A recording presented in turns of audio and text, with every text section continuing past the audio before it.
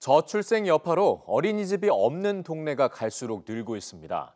그만큼 아이 키우기 힘든 지역이 넓어지고 있다는 의미죠. 보육 인프라의 공백은 또다시 출산 기피로 이어질 수 있어서 문제 해결이 시급합니다. 배아정 기자가 보도합니다. 지난해 어린이집이 단 한 곳도 없는 읍면동은 전국에 599곳, 전국 읍면동 3,560곳의 16.8% 수준으로 6곳 중 한 곳꼴로 어린이집이 없는 것으로 나타났습니다. 어린이집이 없는 동네는 2014년 445곳 수준이었는데 10년 만에 154곳이 늘며 빠르게 확산되는 추세입니다. 특히 비수도권에선 대부분 지역에서 어린이집 없는 동네 비율이 10%포인트 넘게 뛰는 등 문제가 더 심각했습니다.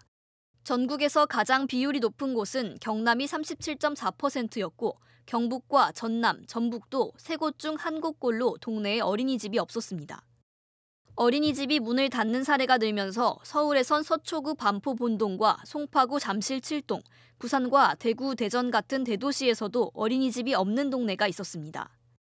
전국의 어린이집 수도 10년 넘게 꾸준히 줄어들고 있습니다. 2013년 4만 3천여 곳으로 정점을 찍은 뒤 지난해는 2만 7천여 곳으로 줄었습니다. 10년 사이 어린이집 3곳 중 한 곳이 사라진 셈입니다. 경남과 대전은 2곳 중 한 곳이 문을 닫아 감소폭이 특히 컸습니다. 지난해 출생아 수는 23만 8천여 명으로 잠정 집계됐는데 전년도 23만 명보다는 소폭 늘었지만 10년 전과 비교하면 45.3% 급감했습니다. 전문가들은 출생률의 일시적 반등에도 불구하고 인구 구조 자체가 바뀌고 있는 상황에서 앞으로 원화 모집에 어려움을 겪는 어린이집은 더 늘어날 수밖에 없다고 분석합니다. 지역 어린이집 부족이 보육 공백을 낳고 이것이 또다시 출산 기피로 이어지는 악순환을 부를 수 있다는 우려가 나옵니다. 지방에서 외곽에 있는 지역부터 보육이라든지 유치원과 같은 교육 여건이 악화가 될 것이고요.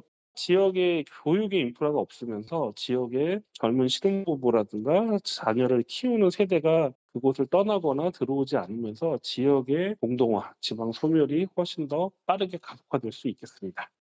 전문가들은 또 지역의 소규모 어린이집에 통원을 지원하는 스쿨버스를 늘리는 등 대책 마련을 위해 교육청과 지자체의 예산이 함께 투입되어야 한다고 강조합니다.